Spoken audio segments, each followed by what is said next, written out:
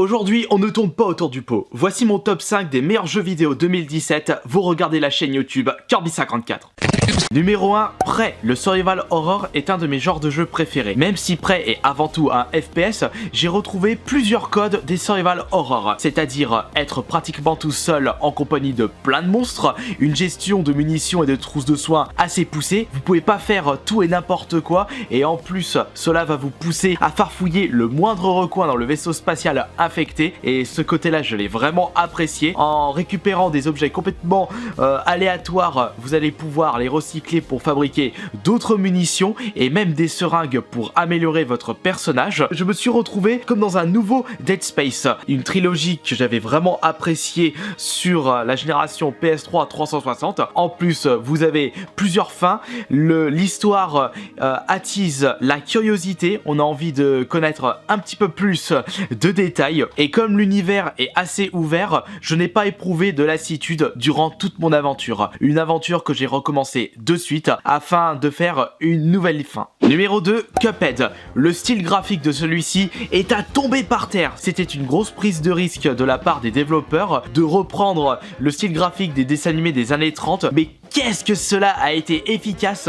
C'est vraiment un style ultra original, il fallait y penser et on tombe tout de suite dans le charme du jeu. J'ajoute à cela que ce jeu utilise un gameplay à l'ancienne, un mélange de run and gun et de shoot 'em up qui me fait rappeler ma période Super Nintendo avec notamment Super Probotector, Contra 3. Tous les boss possèdent leur propre charme, ils sont tous épiques, on prend vraiment du plaisir à les découvrir et il y a des phases totalement inattendues. Ce jeu est rempli d'originalité en ce qui concerne le chara-design des boss. Il y a de la difficulté et du challenge, une chose que je ne retrouve presque plus dans les jeux de maintenant, mais rien d'insurmontable. Le meilleur jeu indé 2017, simple et efficace. Numéro 3, Resident Evil 7. Le retour de l'horreur, enfin du fun depuis le 6 et surtout le très mauvais Opération Raccoon City. J'ai retrouvé toutes mes sensations des anciens Resident Evil, ce qui faisait le véritable charme de cette série. Un monde ouvert et non couloir, une gestion de l'inventaire assez poussée,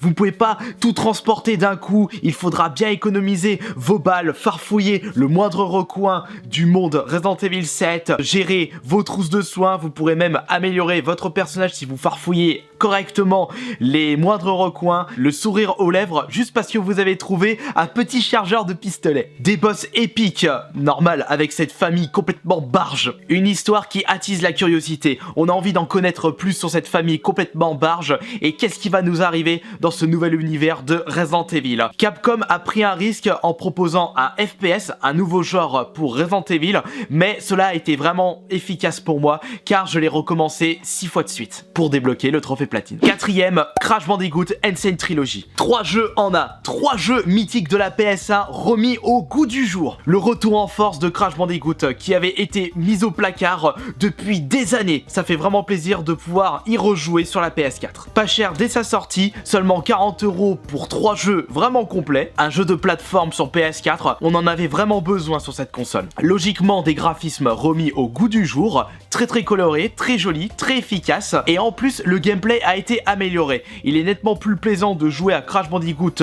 sur la version PS4 que la version PS1 qui comprenait certains bugs, surtout pour le premier opus. La possibilité de jouer avec Coco Bandicoot à la place de Crash, j'adore cette petite personnage qui fait partie de mes personnages préférés de jeux vidéo. L'obtention de trophées, chose qui n'existait pas sur la PS1. Les très jeunes joueurs ont pu découvrir ces 3 pépites qui avaient fait fureur dans les années 90 sur la PS1, et pour les plus vieux d'entre nous, de redécouvrir ces superbes jeux. Et au vu de son succès, d'autres jeux mythiques de la PS1 vont refaire surface. Medieval 1 a été annoncé et un peu de patience, cela va être le cas pour les Spyro. 5ème jeu, Binding of Isaac Afterbirth Plus. Un petit jeu Switch pour terminer. Pour commencer, c'est un roguelike. En bref, vos parties ne seront jamais les mêmes. Pas la même architecture des salles, pas les mêmes créatures, pas les mêmes boss, pas les mêmes objets à récupérer. Et en parlant d'objets, il en existe une quantité astronomique. Le chara design est tout simplement excellent. Les musiques sont superbes, les bruitages à tomber par terre. Tous les boss, que ce soit des plus petits aux énormes et aux boss de fin,